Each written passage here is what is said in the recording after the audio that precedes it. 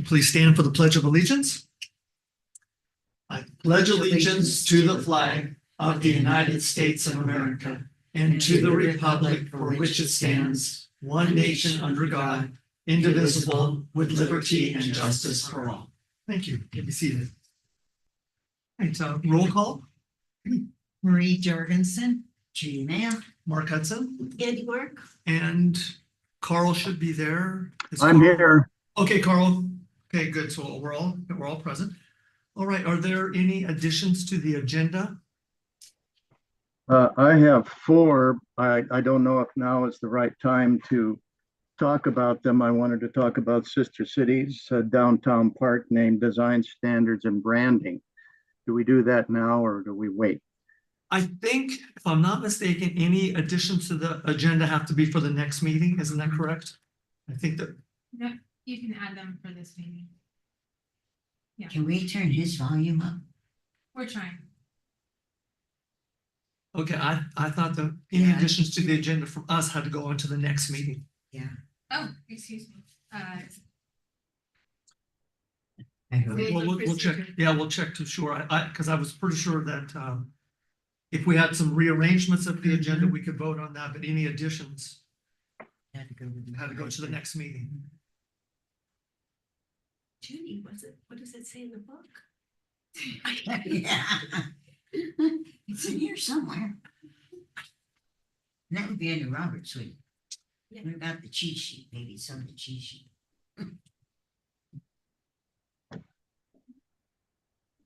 Carl, we're checking on whether or not we can add them now or if they have to be to the next meeting. Very well. Okay.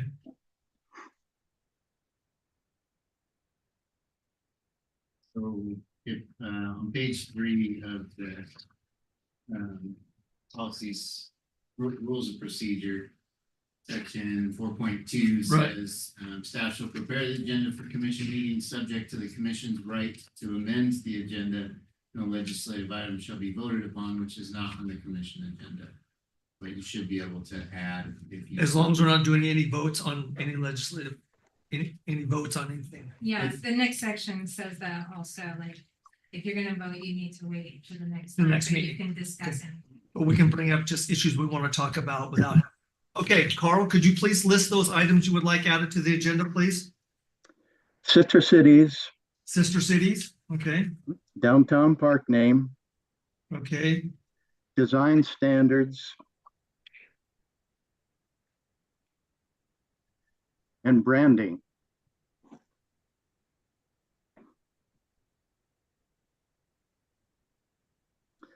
Then I can make short work of all of these. so can I have a motion to add these items to the agenda? Again, my suggestion would be we add them after B. So not before the rough draft or the education packet, but after the B. So it would be C, D, E, and F. I go ahead and I'll make a motion. We add them after B, Okay, like each one. so it's been motion that we add these 4 additional agenda items after 6B, education packet. I second the motion. So it's been motioned and second. We add these 4 items to the agenda. Any discussion? All in favor? Aye. Opposed? Okay, so carried. So can I have a motion to accept the agenda as amended? I'll make a motion to accept the agenda as amended. So it's motion to accept the agenda as amended. I have a second. I second the motion. Okay, so one second. Any further discussion? It's one, not Okay. about the agenda. Not about the agenda. Okay. Okay, so it's a motion and second that we add the 4 items after 6B. And we motion to accept the agenda as amended. All right, all in favor? Aye. Aye. Opposed? Okay, all right.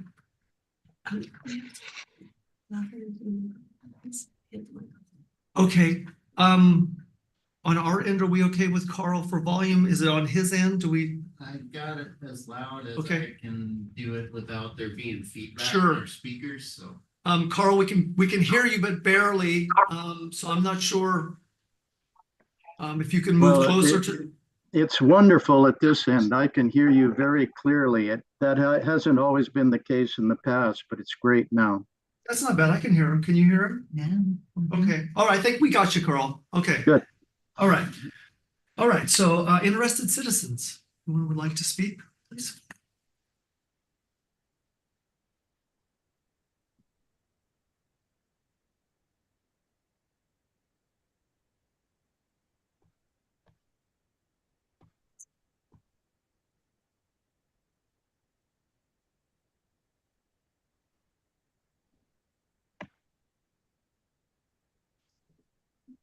Henry Robertson, I'm a medical aid resident. Before I start, Mika and I will be leaving as soon as I am finished with my comments, since I am extremely tired and not feeling well. Hmm. Thank you for your understanding. I realize the natural environment and economic development elements were discussed on October 24th. Is in the way early stages of the comp plan development, which is due in June 2026. After reviewing the video online, I am extremely troubled about particular elements that I have experienced being not done in the past by the city, which may unfortunately happen again in the near future. Please go to slide number 4 under the natural environment elements in your agenda packet.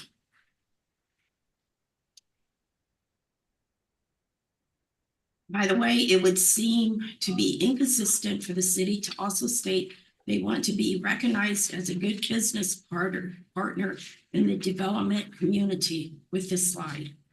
How is the city going to follow through with this statement? A category 2 wetland, the entire site was within the required buffer, was encroached upon.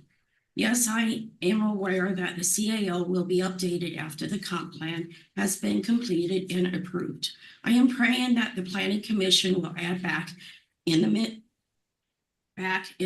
minimum 15 feet building setback requirement from the edge of a wetland buffer to give further protection to the wetlands as stated in this goal. I'm also praying the planning commission will add my previously proposed amendment number 5 to ensure the city has sufficient enforcement authority. It was even stated that the current CAO is short on detail and gives the city less enforcement authority, which we have seen regarding the Brooks and North Martin wetland fiasco. By the way, developers know this. Finally, I am praying that the planning commission will at least seriously consider adding my 8 proposed amendments in 2026, which will make the CAO stronger. Please remember, developers usually do not build on the waters of the state, which is regulated by ecology, but they will try to encroach upon the required buffer size, and this is where the city comes in. There is a reason for the required buffer to protect the waters of the state. Please go to slide number 3 in the natural environment area. Again, I am deeply concerned about this goal since best management practices and best available science was not followed or used in the past with the Brooks North Martin wetland, as they should have been. How is the city going to determine if the required BMPs and the best available science have been properly used and in place as required? Some thoughts to ponder.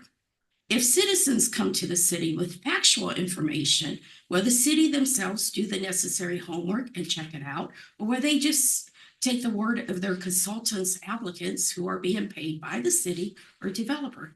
For example, the best available science included rating the entire Brooks and North Martin wetland as one wetland, which would have required a new wetland delineation report and a new mitigation report, adding more protections to the entire wetland. How is the city going to determine if certain best management practices are required, i.e. conditions of construction, to protect the wetland and buffer, or will they rely on state agencies to step in as ecology did, recommending a construction stormwater general permit? Remember, the Planning Commission and City Council can add any instructions, requirements they want to their final decision to further protect the wetlands. Please go to number 6 on the economic development element. How is the city going to be recognized as a good business partner when dealing with developers to prevent encroachment to wetlands and still have protected environmentally critical areas from damage caused by encroachment and development? I would consider this to be a paradox, where the city confirmed that the wetland delineation reports are indeed complete and are done correctly when received, or whether the city trusts the developer's wetland specialist, which should be considered a conflict of interest to the poor wetlands. I am praying that the city of Medical Lake does not fall into the typical cycle of claiming to protect critical areas when writing their ordinances with loopholes included to get around this restrictions, or by making their CAO less restrictive. Sad, isn't it, that this happens? One last thought. As far as I know, there has. I make a motion, we give her an additional minute to finish her thoughts. A second. Okay. Thank you You're very welcome. much. Oh, wait, excuse me. It's been motion and second to give her additional minute. All in favor? Aye. Okay, please. Thank you. One last thought. As far as I know, there has not been like a lessons learned discussion concerning the Brooks North Barton wetland fiasco. How is the city going to learn from past errors if these are not discussed? Hopefully not by just sweeping the dirt under the rug and hope no one lifts up the rug. Best laid plans can go wrong, especially without understanding lessons learned. Okay, thank you for your time and understanding, and Hope you feel better. Yeah, I hope you feel better. Yeah. Thank you. Thank you. Wait.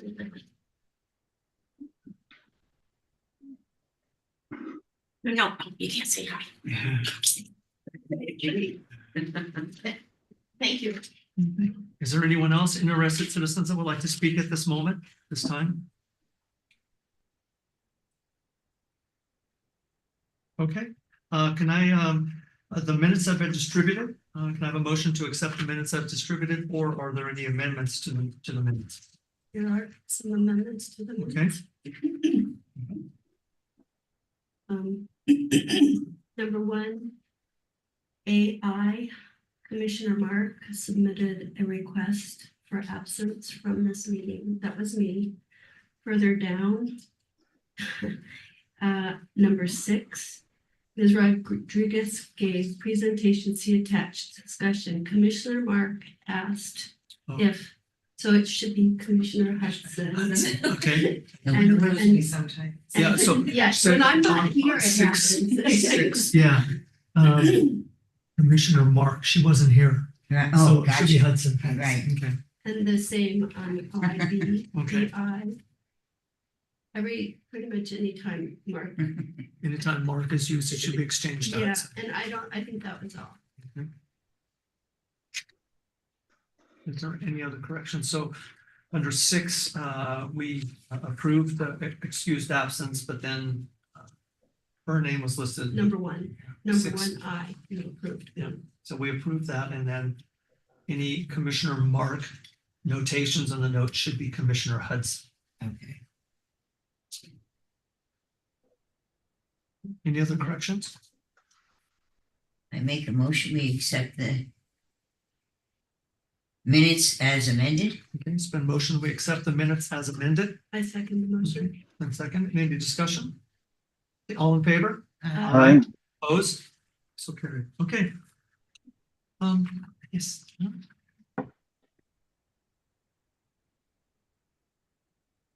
Good evening. Staff report's short because I only have one item, which is the ordinance 1130. That was the new Title 19 and all the amendments associated with that had its second read at City Council, and they did approve it unanimously. So that's good. So that will go into effect on the 1st of January 2025. As a follow-up, the shoreline management plan, because it's not actually incorporated into our municipal code, I was intending to do basically the same thing, make a new citation referring to the new development code. And it turns out there are a lot of unique things in that shoreline management plan that I don't know if they're required or not, and it would take a lot of research. So I'm gonna leave it as is at this time, with one exception. We knew that the appeals section had a incorrect citation. So there is a resolution that will be brought forward at the next city council meeting that is just changing one paragraph, making a correct citation for how you appeal a shoreline substantial development review or conditional use or variance. Yep. So that is that for that. I guess one more thing about following up on Title 19 is we took out some of the specific application information. For instance, it says 6 copies of whatever, but we don't need 6 copies of things anymore. We need 2 copies and then an electronic copy because times have changed. So things like that, I will be bringing forward to City Council as policy.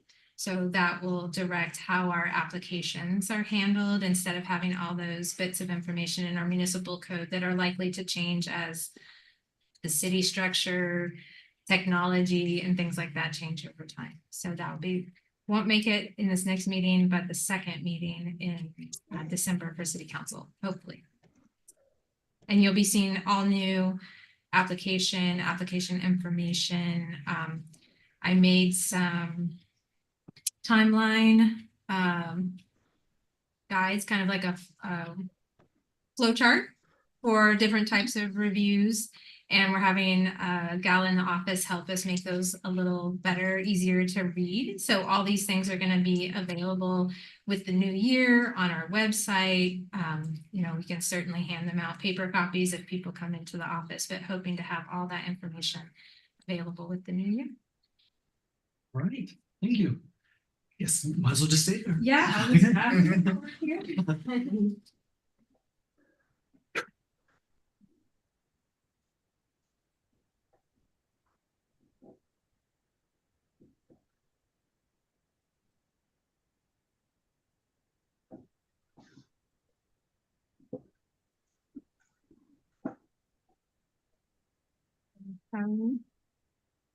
That presentation. Thank you. So all of you received in your packet a draft of a land capacity analysis. So this is in draft form for a reason. We've run all the numbers and reached some conclusions. However, what we're looking at from you today is, or if you're not ready to give feedback today, you can always email or call. But is the report understandable?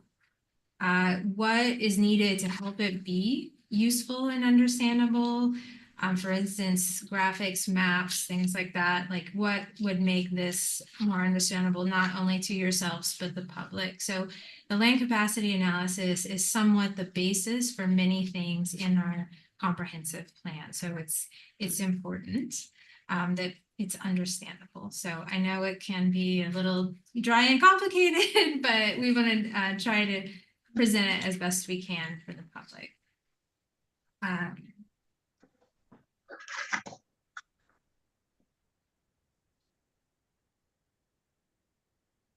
Okay, so the purpose, as I just alluded to, is to determine if the city can accommodate 20 years of growth. So our comprehensive plan is always for 20 years out.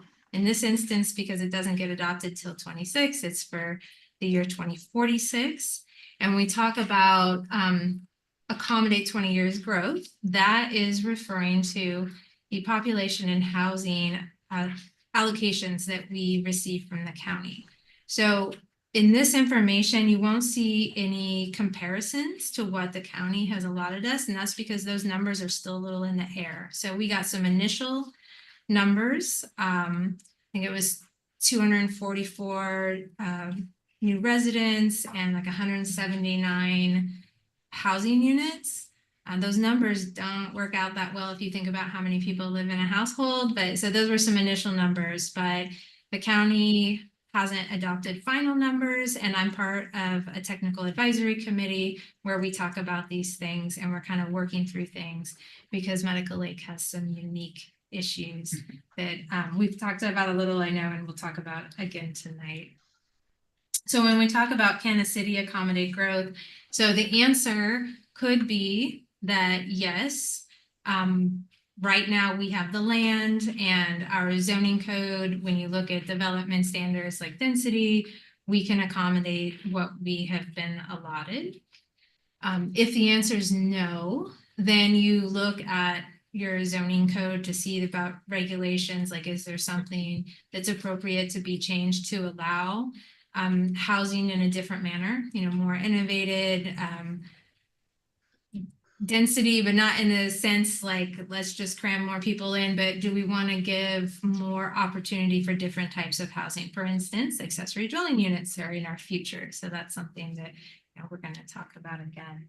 And then finally, like if we can't accommodate within the city limits, we can look at expanding our urban growth area and annexing when appropriate over the next 20 years. So when we talk about any of that, it's not something that will happen tomorrow, but it's something we're planning for over the next 20 years. Okay. So the procedure for the land capacity analysis, the Spokane County provides a methodology for all jurisdictions within the county. So the county itself and all the cities in the county use the same methodology. However, any city can make an argument to do something a little different if they feel like it's needed for their particular situation. So for instance, because we have a lot of group housing with the state, that might be something that we're like, well, we're going to look at this a little bit differently because population and housing work a little differently for those folks. Their methodology, we do discuss it in a technical advisory committee, and it is based on state recommendations for how to deal with land capacity. So the first thing is our current population and how we got to where we are. So back in the year 2000, we had 3,815 residents. And I should say these numbers come from our Washington State Office of Financial Management. And they use census data. They use building permit data that we provide them. They use information from the state regarding the residents and the institutions we have within our city limits. And they arrive at what they think we have for population, like best guess. And then they actually go back, like, so they'll do their estimations, and then when we have our next national census, they might go back and adjust those numbers saying, oh, we had it wrong, one direction or the other, and they go back and adjust. And you can find all this information on their website, and they actually have like their estimates before the 10-year census, and then they go back and they'll adjust them, and they're both on there. Like you can get any of this information on there. So that's where this information comes from.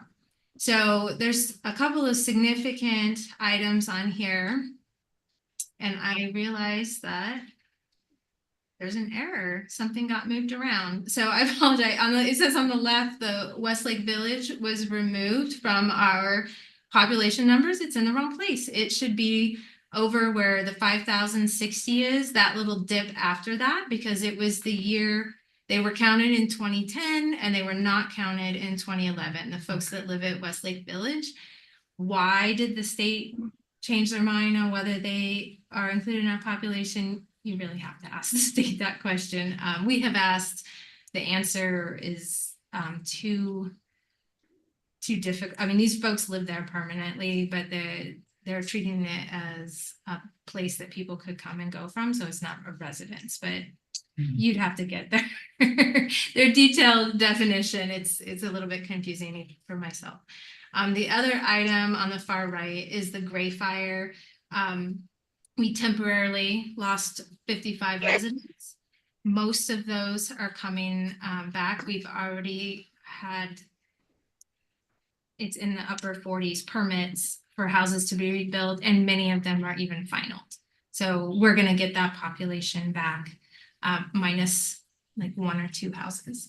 So that, you'll see that happen this coming year or in the next couple of years. You'll see that population grow just from that. Are we all good?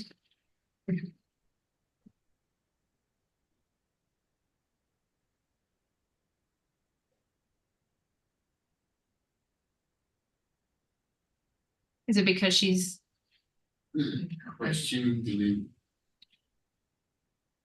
Chair want to recognize the question? or- Yes, when Elisa is finished with her report, I'll open it up for any questions. We have a document here and I'd like to hear some questions if there be. So go ahead and finish your report, please. Okay. And then we'll open it up for questions. it stopped working. I don't know if the presentation is not like the active window. Oh, there we go, sorry. Okay. So looking at that population you just saw in the previous slide, I found it interesting to see the relationship or ratio with our state institution and who lives or how many folks live there. So back in the year 2000, 26% of our population were institutionalized, and the folks living there have gone, number has gone down over time, and our population has increased. So at this point, only 9% of our city population is living in the state institutions. And that, of course, does not include Westlake Village anymore.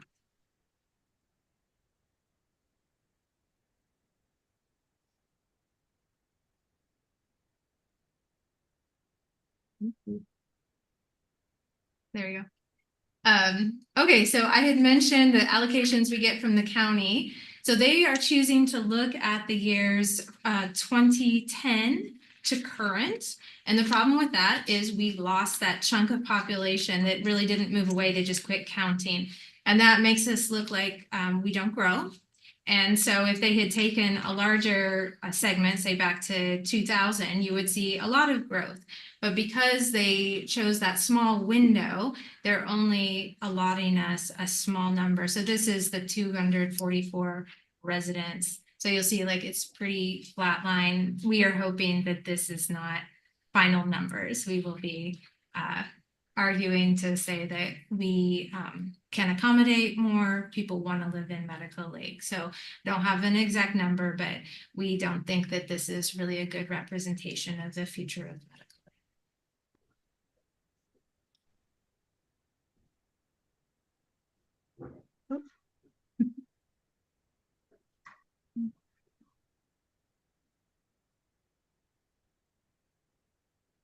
Okay, so I conducted a survey of our residential units in town. So starting with the county tax assessment data. So I can see every property in town and I can distinguish what is a residence. And then they have their own categories and then I can go back and check those. We have 1,800 or so properties in this city.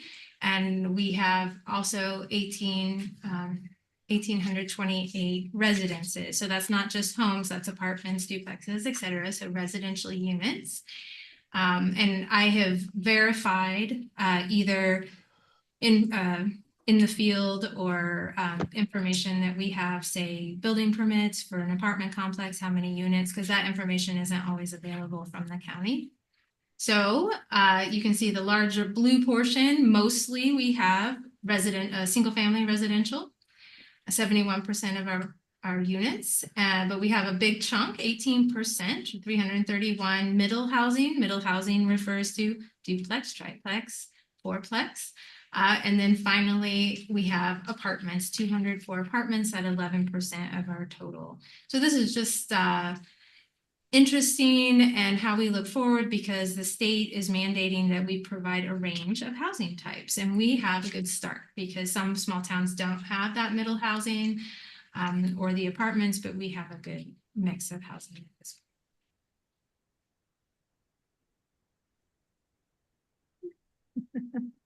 Okay, so in the land capacity analysis document, it goes through the methodology in detail.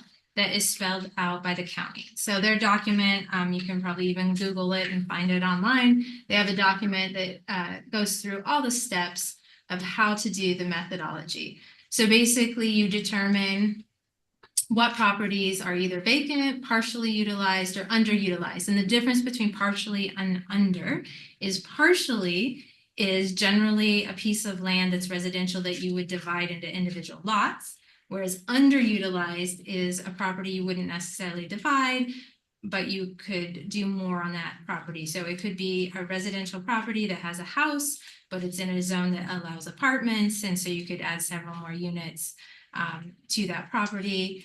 Also, a house that's located in a commercial zone. So right now, house fine, but ultimately you could redevelop that property with commercial or add to the property with commercial depending. Second is to remove land with physical limitations. So for us, of course, a lot of wetlands. We have land that is all underwater. I don't know why I do know the level of the lake changed over time. So we have land that isn't, that's really 100% underwater. We have a lot of land that is solid rock. And in my short time here, we've had developers come in and try to do, pencil out making a profitable development, and they haven't been able to. So for that land, it's not that it's not developable, but there would have to be some price point which would make it developable. And right now it is very, very difficult to get the infrastructure in first, because if it's all rock, you have to put on the sewer, the water, you got to put the streets in, the foundations for the homes. Like it's a big undertaking. So we do have that. And then just a few properties up over by the water tower are steeply sloping. So it's a large piece of property with one house, but it's not really developable because it's steeply sloping. That's why it got done that way in the first place. Number 3, removing public land. So this is land that's owned by any public entity. I did add to this any nonprofit also. So our churches, the food bank, the sharing care, those things, like they're probably not going to be redeveloped, right? It's unlikely. So we're just removing all the public land, also utilities. So we have a couple parcels owned, say CenturyLink, Avista, the railroad owns a little piece of property. So those ones I took out. Account for market. So that is, even though the city might have all these properties that could be developed, there's always going to be a percentage of land that doesn't become available, right? That whoever owns it is not interested. And that is a number that is nearly impossible to come up with. The county is saying 30%. So at any time, 30% of the properties are just not going to be available for development. We have no reason to argue with that number because, like I said, it is a number that is really hard to come up with. Finally, number 5, you calculate the potential residential development based on the zoning code and the density and lot sizes allowed. And then you go back and you compare the capacity that you end up with to the population and housing allocations that we received from the county. I didn't do it exactly in this order. And the reason is, for instance, we have a lot of public land. So why do I analyze all this public land in number 3? Or before I get to number 3, why don't I just take out all the public land first? So I did all these steps, but not necessarily in this order. So I want to explain, in the last page you have on the land capacity, the table. The colors are not coordinated. I did not try that hard, I apologize. But what you see in this pie chart is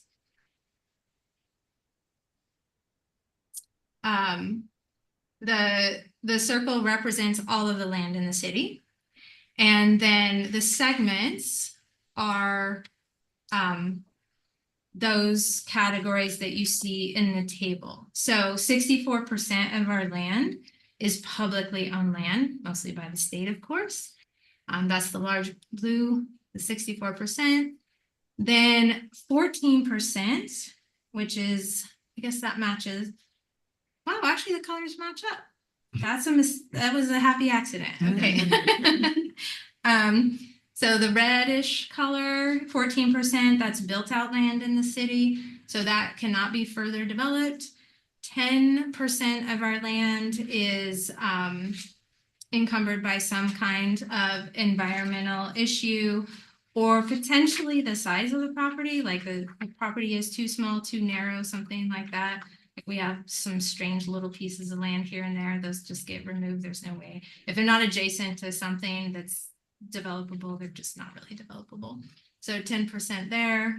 5% are those properties that can be divided, but fewer than 8 lots. And so the reason that is there is part of the methodology from the county. So if you have a partially utilized meaning that something that would be divided. So generally looking at single family, or in our case, the R2 for duplexes, because in that zone, you can either have a single family house or a duplex, and you can't put a whole bunch on the same property. So that one is under the same umbrella. The county is saying if it's 8 or fewer lots, then it's not likely to be developed. So the idea behind that is that they wouldn't benefit enough, right? Like whatever is on that property, this is only for something that already has a house, right? So if it's vacant, that's different. This is if there's already a house, what's the likelihood that the folks that live in that house are going to sell or develop themselves and divide the land?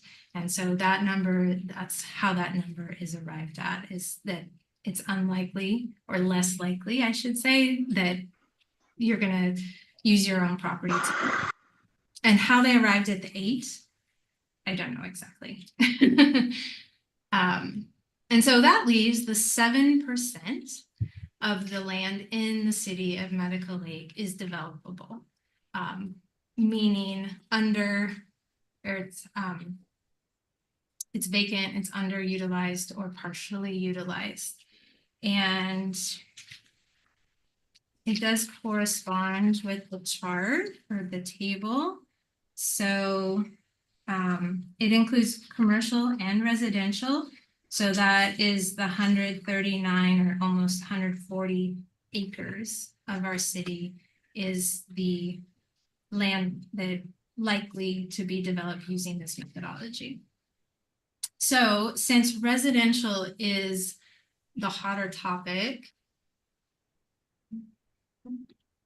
I did the same idea just with residential. So we have 4 residential zones.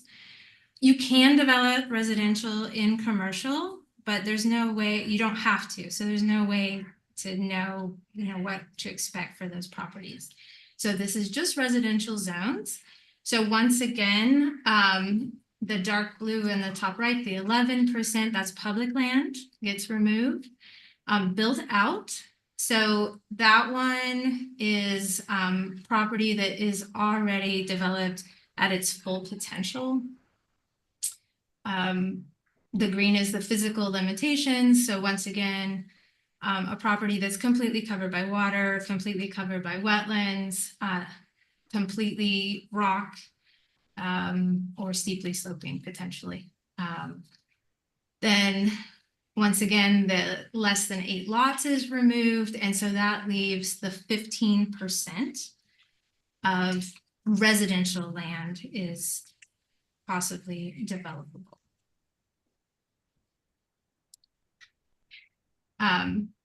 So I wanted to look more closely at the residentially zoned land and how I went about analyzing this, because we have the methodology and the steps, but it just doesn't make sense to actually go in that order. So first question is, in order to determine if there's vacant, underutilized, or partially utilized, we need to know what is built out. So I can look at all the parcel information I get from the county, and I can look at the minimum lot size versus the number of units to easily determine if something is already built out. Now, we have lots of properties where it's a larger lot with, say, a single house or maybe a duplex. And then the question becomes, is that further dividable? So because we're a small town and I really can just go and look at every property, then I looked at each of those to determine if it had physical limitations. Once again, environmental, is it shoreline? Does it have critical area, wetland? And then the shape of the lot, right? Like if it is a very narrow, deep lot, like it's not really dividable because it doesn't have the frontage it would need, or the house location. So it might be a larger property, but the house is dead center on that property. So the likelihood that house get torn down and two houses built, like just very, very unlikely, right? So we can eliminate those as those are built out properties. And then looking at larger properties that have a house on them, if you do the calculations for infrastructure, right? So you have to build the infrastructure to divide the land. If you're just dividing into 2 or 3, maybe you don't have much, or maybe it's just a little street frontage improvement, but the bigger it gets, the more you have. So putting in streets, stormwater collection, sewer, like lift stations, that starts to take away land. Another is if it's got critical area on it, has wetlands, it becomes much more difficult. So smaller sites, say like 5 or fewer lots, I did a 20% reduction in site area. For those larger lots, a 30% reduction for putting in the streets and whatnot. And then if it had wetland, it was 50%.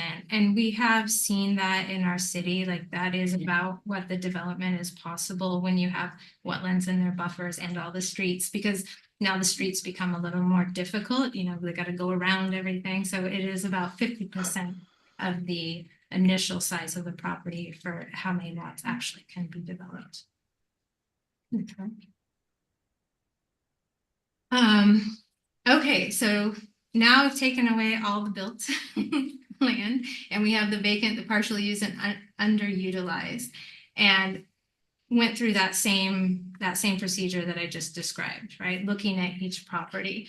So basically, we end up with 90 or essentially 100 acres, 77 lots, 15% of our residentially zoned property that potentially can be developed with 8 or more lots or multi-dwelling like apartments. So then got to go back through and look at the obstacles, subtract the infrastructure, and then it's actually, we have in our code a maximum density and a lot size. So at this point, I actually use lot size. They're very, very similar, but the lot size is like the reality of what you can actually get on that property. If you need 6,000 square feet, can you fit it on that property? Next slide. I'm putting everybody to sleep. I love it. Okay, so then possible residential units using that methodology, it really narrows it down, and you can see that on the far right of the table where we end up with, so at this point, we're not talking about acreage anymore, and we're not looking at it as a whole, because you could just take a total acreage and do some calculations, but it's not really that accurate because each parcel is unique, and we're so small, I can take the time to look at all those parcels and see what really is possible on these. So that's how we got the numbers for our zones R1, 2, and 3. And then the market rate per the methodology, you take away 30% and you get the numbers on the right. And that totals the 293 possible units for our city capacity. And just, I want to just remind you, like, this is following the agreed upon methodology from the county. So whether that is 100% what will happen in our city, we can't predict that, right? But everybody has to try to figure out what our capacity is for all the jurisdictions in the county and how are we going to accommodate? Because that is the Growth Management Act. Like, we have to plan for the future. So that's what we're trying to do. So you all have in front of you, and I realize that the writing is really small because it was difficult to print from the email. An email we received today from Sonia Sievers, and she's here, and she already had her hand up, so we know that she's going to speak. But she questioned the math, and I'm hoping that what I just went through helped understand how we got, or how the numbers were arrived at. So her first question is about calculating lots and density. And she's using the densities listed in our code, which are all correct. She says they don't include accessory dwelling units, and that is correct. None of these calculations include accessory dwelling units, which we know is in our future, and we need to address in this analysis, but they haven't been addressed at this point. She's suggesting, that could double the number of units, and that is, I understand what she's saying. If you can have an accessory dwelling unit on every property, you could. The question is, will that happen? I will not answer that question today, but it is an interesting question to pose. When she asked about land likely to be developed, and she looked at, on her page, she highlighted the fifth column from the right. It says vacant, partially used, and underutilized, and is questioning like why we aren't using those numbers. Why are we subtracting and arriving at the numbers to the right of the purple, and then reducing further. And it basically is what I've explained about looking at each property, analyzing what can really be built there, and taking out the land that can be divided into fewer than 8 lots. Because we do have a lot of land that could have more units, but it's like our older part of town that has houses on larger lots. How many of those are really going to be divided? So that's always, it's hard to predict. Let me see. Anyway, she's done some math using density numbers and the highlighted vacant property column. So like I said, hopefully I've answered some of those, but I will pause now if you have any questions of me or want to hear. Sonia's hand was up, so we'll go to her first. Sonia, if you have any questions or comments, we would love to hear them. Unmute.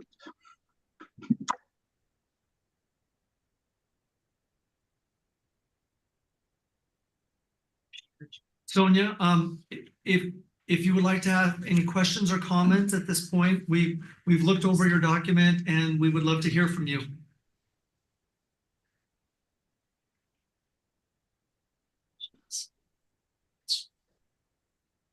Okay, I just had, hello, can you hear me? Okay, good. Yes, we got you now. Thank you. I just have to figure out how to use my phone. Okay. I apologize. So first of all, Lisa, great work. That's a lot of digging and so you really nice work. I guess my questions are that the northwest section of Medical Lake by the grocery store, you have, well, first of all, I guess I want to say, so is this in Medical Lake boundaries completely, or is this part of the the UGA that has already been outlined? This represents only what's in the city limits, not the UGA. Okay. So my questions are, there's a 50-acre parcel and then a couple 40s that are big lots. And so my question is, why are those not included in more of a development type, where I know it's a 7.3, but if if developers now want to use the ADU, you know, you're up to a 14, or, you know, higher density. So is that something that would be reasonable to look at? So my understanding is you're talking about the properties in the northwest corner of the city that are on either side of Brooks Road, is that correct? Yes, so there's one that's a 50-acre, it's NER something owns it, it's in a trust.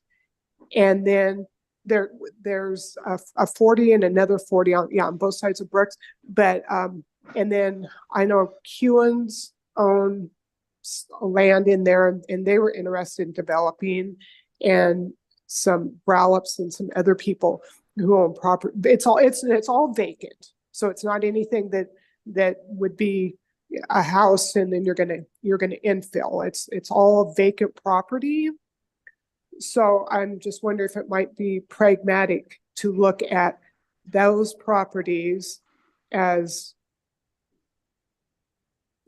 realistically, that's where people would develop, where developers would go. Right, so that property is all zoned R1P. And if you look at the table, I did label those all that land being land with physical limitations. And the reason is because it is solid rock.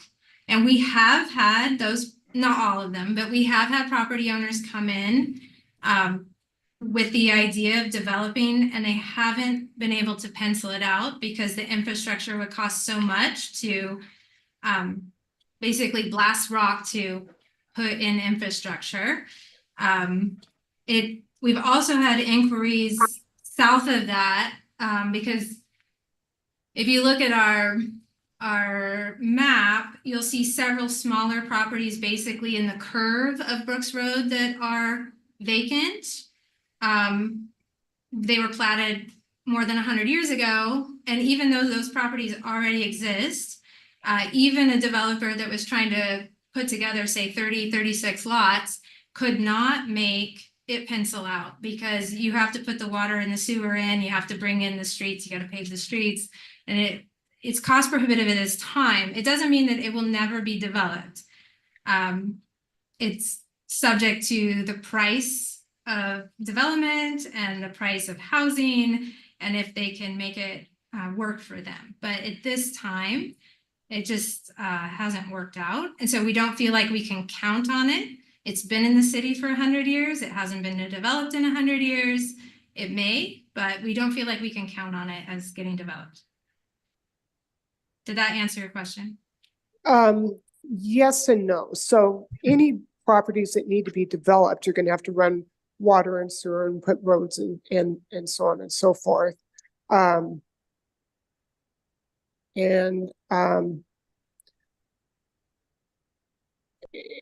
mean, so that's an established cost, regardless of where the properties are. So I guess when it comes down to looking at truly what's available to developers, yes, I understand maybe back then, or I don't know when those were looked at as being viable developments, but a 50-acre parcel can easily be developed into 190 houses. So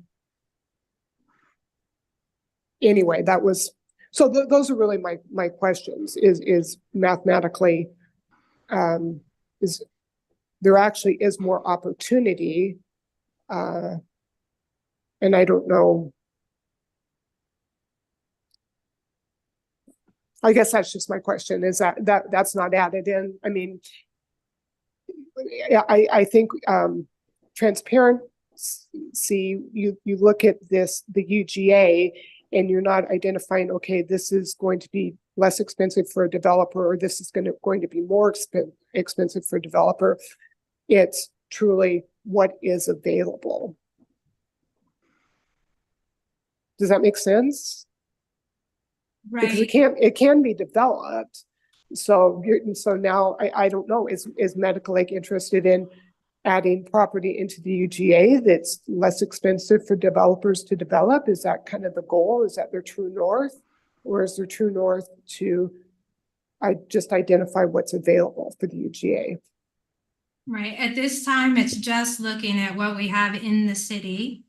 And this land has, people have tried to pencil it out and they haven't. So that's why it's being included in the land with physical limitations.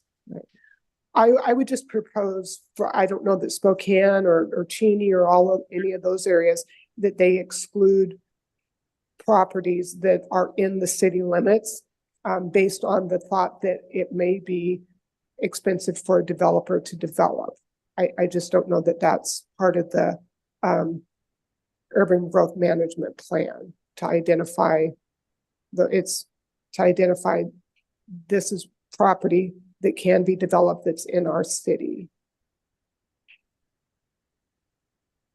So that's all my question. I mean, Medic Lake's going to do what Medic Lake wants to do, but I just question if other cities take in the methodology that you're steering towards. But I do want to say, great job. It's a lot of work trying to figure all that stuff out. But anyway. Do you have any other comments or questions? No, nothing. Okay, thank you. Thank you for the document you gave us and the work you did. Okay, thank you guys. Okay, commissioners, do you have any questions? Commissioner Hudson. Yes. Okay.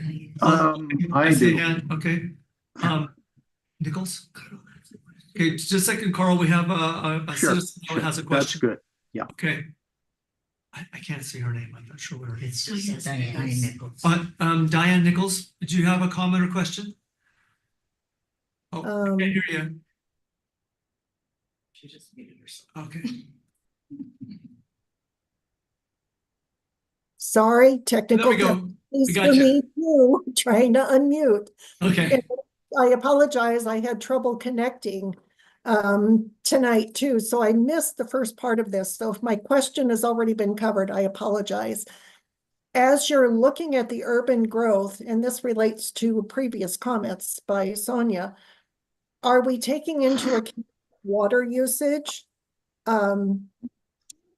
Additional growth will have on our already overtaxed water system, since we're already having reduced usage in the summer? And where are we on capacity for our wastewater treatment plant? Are we close to capacity? And how would the plans, the urban growth plan, influence that too? I'll start and I'll let Sunny finish. So the land capacity analysis methodology does not include any type of service, meaning like, here's the land, can we really service it? But that is part of doing the comprehensive planning process. So we will get these initial numbers and then we will look at all services. So water, sewer, stormwater, schools, like all services. And can we serve, do we feel like even if we can't right now, is it something we can attain over time? So it is taken into consideration for our comprehensive plan for the ultimate plan. But right now, we're not considering that in this particular exercise. And as far as what we have for sewer and water, I'm gonna let Sunny Weathers answer. It's a great question. We do have water capacity existing for an amount of growth that would stop at some point. And so we also possess water rights beyond the draw that we currently take. And so there is capacity to drill additional wells to service that. You mentioned one mechanism that's used with reduction of water over seasons, which is related to water efficiency standards that are It's just the stewardship thing that every water system is required to look at conservation efforts and reduction of use. And so that doesn't necessarily have to do with an overstrained system as much as the requirement to try to reduce usage over time, to make that, there is only so much water available in any sense, but we do have existing capacity for growth in water. And in our wastewater treatment plant, you asked the capacity of that as well. And it is a plant that's designed for 1 million gallons a day. And on average, we are processing around 400,000 gallons a day. And so we're at about 40% capacity of that plant. So there is a lot of room for wastewater, and far more than what we currently have for water without an additional source to draw from. Did that answer your questions? Yes, it does. Thank you so Okay. much. Do you have any additional questions you would like to ask? I do not. Thank Okay. you. Carl, I believe you had a comment. Yeah, I had 3 comments. Okay. Washington State Office of Financial Management, when I was doing commercial real estate appraising, I would talk with them periodically. And they're very conscientious. They really sweat these population estimates. They're where the buck stops. And I have confidence in what they have estimated for Medical Lake. The second comment I wanted to make was when I was a commercial real estate appraiser, I did all property types with the exception of assisted living units. I did hotels, apartments, office buildings, so on and so forth. And my specialty was proposed residential subdivisions, apartments, or condominiums. And I bring this up because I don't think we have any condominiums in Medical Lake. But the last 2 places that Wendy and I lived before we moved to Medical Lake were condominiums. One was the Le Chateau condominiums, 3 stories over secured under building parking. And the other one was the Bellevue Pacific Tower, 25 stories over secured under building parking. And the market dictates that condominiums be superior to apartments in terms of physical characteristics, appearance, and functional utility. We should, I think, consider condominiums, even though we don't have any, but for the future, thinking in the long run, consider condominiums as potential developments within the downtown area of Medical Lake. They are particularly appealing to retirees because everything is taken care of. Some people like myself are gone quite a bit. And it's actually an excellent use in terms of density of this limited resource that we have called land. So I would like to have the planning department consider that. Along the same lines, my experience has indicated that a very inefficient use of land as far as multifamily is concerned are duplexes. I know that the state probably dictates that a lot of people think, well, that's a good buffer between single family residences and multifamily, but really in the long run, which is how you have to think, it's pretty much a waste of land. So those are my 3 comments.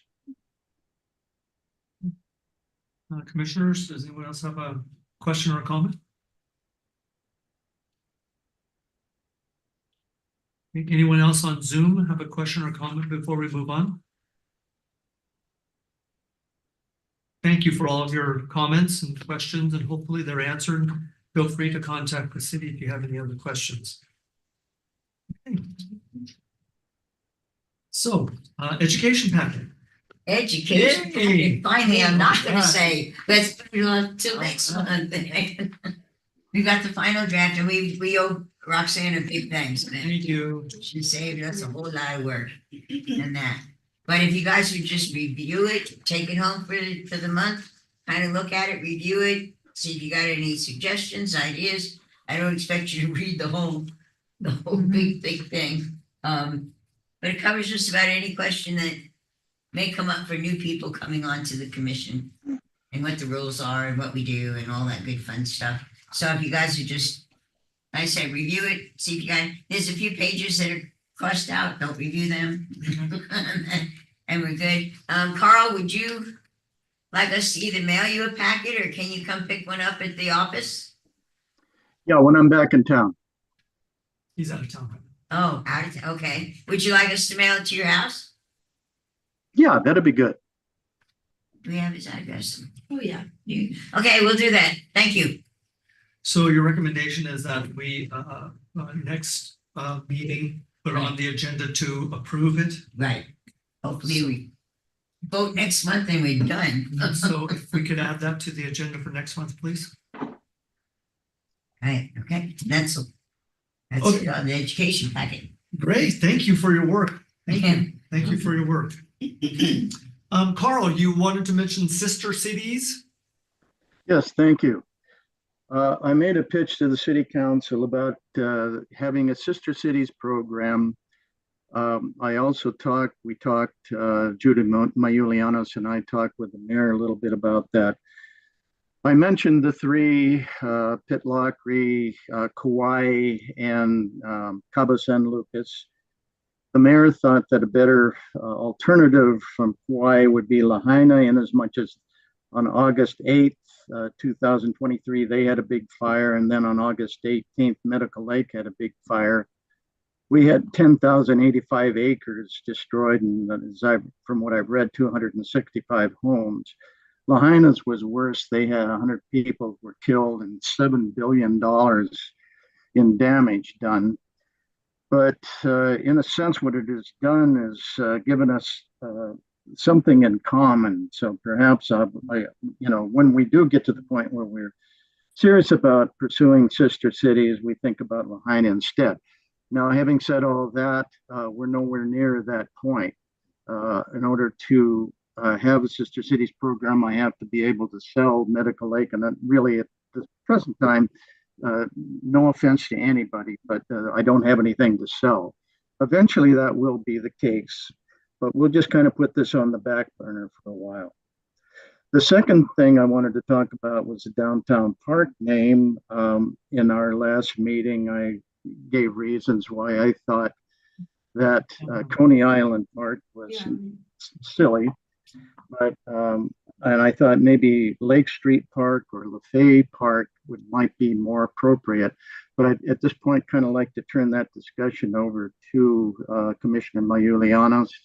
Could you take it from there? I thought I was, yeah. They talked to the mayor, and Elisa called us and asked if we would go in and talk to the mayor and that. And I talked to the mayor and Sonny and Elisa about that. And the mayor said she would like us to do a listening tour. Anybody know what a listening tour kind of is? I'm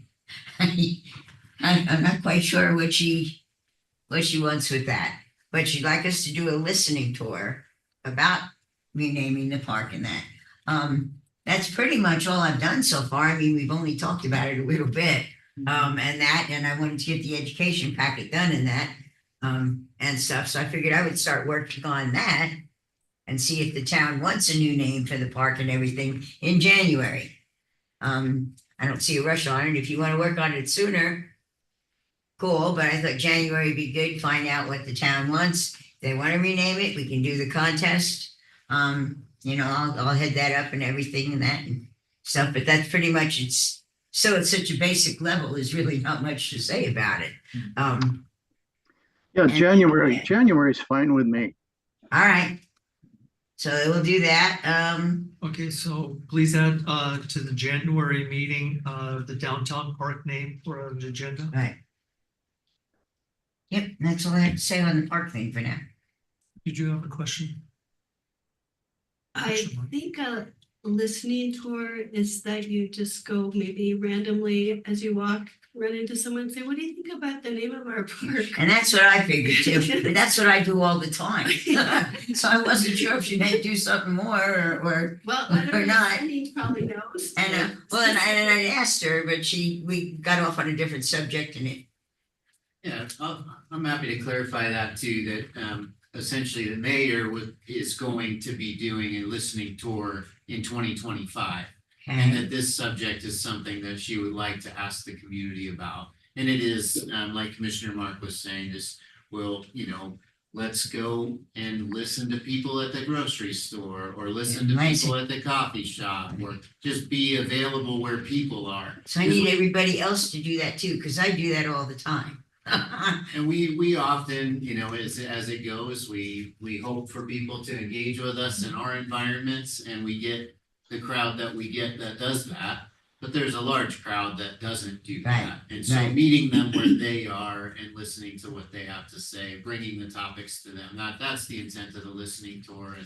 And that will take place in 2025. We'll have a variety of areas and times and I have no doubt that we'll lean on the planning commission to help with that because you have a great connection to the community and the events that take place. As we That's did what I with the thought. farmers market, and yeah. But I wasn't quite sure, so thank you for that. Yeah, that's pretty much all I need to say for now. Carl, design standards? Well, one of the things that we talked about the last time were vacant buildings, so I decided, I'm getting ahead of myself here. I'm going to discuss branding and design standards kind of in the same breath here. Okay. When I first started with the branding thoughts a couple of years ago, I talked with the mayor of Leavenworth for about a half an hour, and following his direction, he suggested that I find someplace in Europe that already did a pretty good tourist business, a small town, and just try to work in recreating whatever they had. But I have to tell you that as I was doing this, just intuition, I kind of felt like I was pounding a round peg in a square hole. And it occurred to me, looking at, I was kind of doing some research on bluegrass, and I was looking at the set designs for the Grand Ole Opry and the Little Opry in Branson, Missouri. And I noticed that on the back of the stage in each one, what do you see? A barn. Well, we've got the barns. We've really got the barns. And I said, oh my golly, this is amazing. We could be the bluegrass capital of the world in 50 years. So I think that's probably what our future is as far as our brand. And I think that the market will take care of design standards as a consequence. That's just, again, also gut level feel. Now, getting back to vacant buildings, I thought to myself, well, what goes with bluegrass? And I thought to myself, bourbon. So I went down to the Brown Distillery in Spokane, and I talked with David down there, and subsequently wrote a note to him, which he would pass on to the owner about Medical Lake and, a little bit about our future, and to consider us in the event that they wanted to expand the distillery.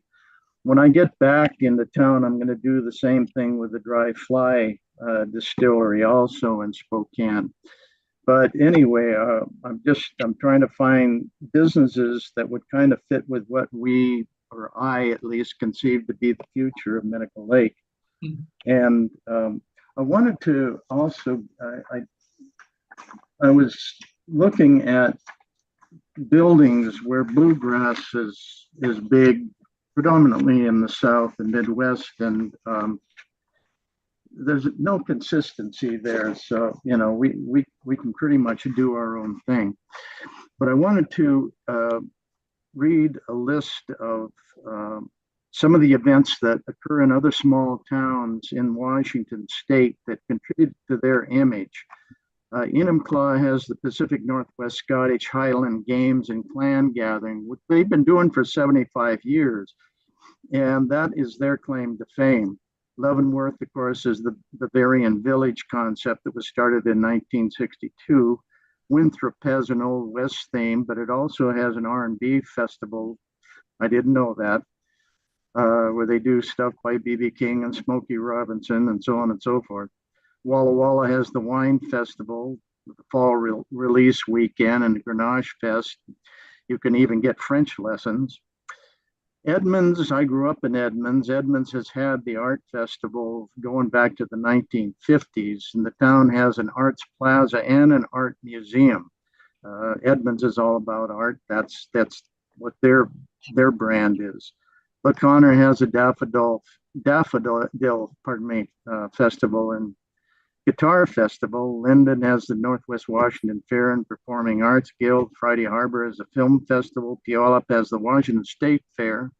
Monroe has the Evergreen State Fair. The Garland District of Spokane has the Spokane Comedy Film Festival. Airway Heights has the annual Northwest Country Music Association Awards. So that, that's something that, we get into the bluegrass thing, that could really be big. I just, there's so much that could be said there. So I think that as far as the brand is concerned, I'm going to forget about Europe. And we'll just focus more on growing what we already have. And as I've said several times in the past, you have to think in the long run, not the short run. And if you're going to do anything at all, you got to do it right. You can't go back and do it over again, whatever it is. So that's my focus now. I think you can see the logic there that bluegrass and medical lake might eventually go together like soup and sandwiches. So that's it. I should, bluegrass, we could also do a few other things. I've talked about an Air Force museum. Everybody I've talked to is in favor of that. The closest Air Force museum, which was begun in 1982, is at Joint Base Lewis McChord over, south of Tacoma. We should also have a performing arts theater and a city museum, which, in my opinion, if we could buy the Hallett House, that would be great. And that's what I have. Anybody have any comments? I like the idea of the bluegrass, maybe an instrument manufacturer as well that manufactures instrument for bluegrass. It seems to be a very popular event Yeah, when they come. yeah, it is very popular. Mhm. Well, that's a good example of what will happen is you'll have all these little peripheral businesses prop up around that. And it would really be wonderful as far as the image of Medical Lake. Good. Any other comments? Not at the moment. Thank you, Carl. All right. Thank you for all your work. Appreciate that. Sure. Okay. No public hearing today. Any commissioner members have comments or concern? I have a comment. Okay. I reviewed the minutes from last month, and Diane Nichols had number 9A. She spoke about the comments on Facebook regarding the quality of the lake, and I read a little further on about that also. Diane, I did speak with Chad Pritchard about the lake quality. Eastern Washington University does do water sampling. There is data on the quality of the lake, and Chad's personal opinion, as well as scientific probably, is that our lake is in really good shape compared to lakes in general around here. It's not in bad shape. There is chloroform in the lake because of the geese. there is nitrates in the lake because of the geese and because of fertilizer and runoff. Hopefully, the swales that are coming to in the future to clean up other potential issues will take care of a lot of that problem. I swim in the lake. I love the lake. It has seasonal changes that make it look very gross. It has the turnover of the sediment on the bottom because of the water temperature change and the wind. There are days I will never swim in the lake or like inhale something I wouldn't want to.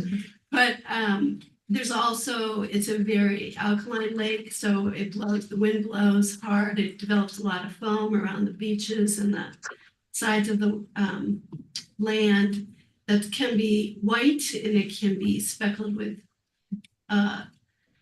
dirt, basically. So I understand an opinion that the lake is gross, but it's not scientific. So that's. I had a question. Did I miss the fact that Comcast is going to be tearing up streets in Medical Lake? Did I miss that announcement?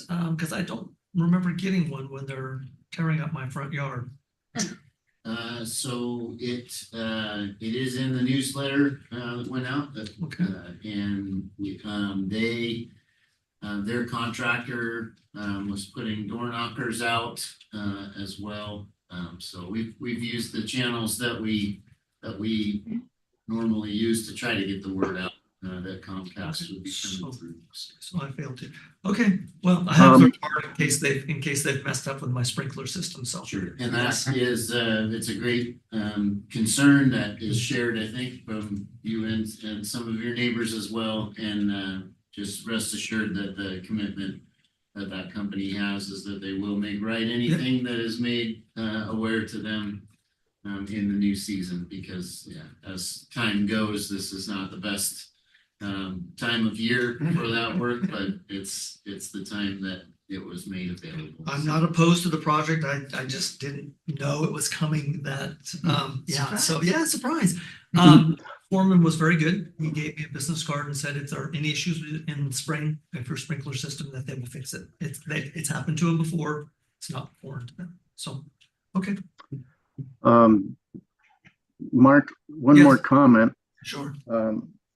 Would anybody mind if I called around other smaller towns that have design standards and find out what those standards are and present them at the next meeting?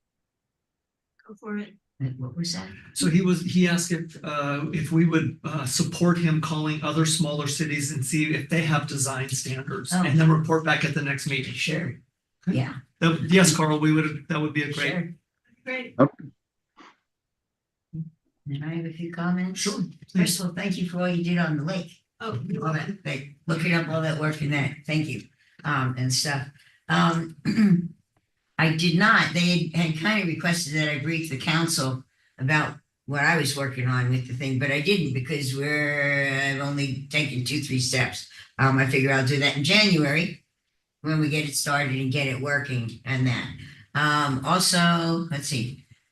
We had talked a while back about art projects and that, and when I was doing the farmer's market, working the booth with the mayor, she was talking about one of the buildings down here. She's got an artist who's looking at putting stuff in the building out here and that. And so I mentioned I happen to know an artist too who wants to do a mural and would like to do that too. So I just hooked them up together, the two of them together, and I think they're still working with the mayor. And that just so you all know what's going on. I have no update on the Air Force Museum thing. Are you working on that too, Carl? Are you doing that, or should I keep doing that? I'd like you to do it. I've kind of got my hands full with this other Okay, yeah, stuff. no problem. And you know those people. Yep, no problem, can do. And that, and then just one thing I thought I would offer out to people and that, I'm retired survival, blah, blah, blah. They're willing to let me bring people in to watch the water survival training show. and that's the machine comes down in the water and goes upside down and turns around and people have to save themselves and anything. If you guys are interested in that and would like to do that, let me know. And I'll be more than happy to bring the group on down. It's really fun to watch. It's pretty cool. And actually, you'll know what I'm talking about. I should say, when I was active duty, you know, I can't tell you how many times I've done that thing because they call me out. Hey, Judy, we need somebody to play the loony. You game? And I'm like, I'm on the way. You can count on me. So, and that's it. I just wanted to update in that. So, Any other comments or concerns from the commissioners? Okay, one last time, interested citizens, would you like to speak? Okay. No interested citizens? All right. Can I have a motion that we adjourn the meeting?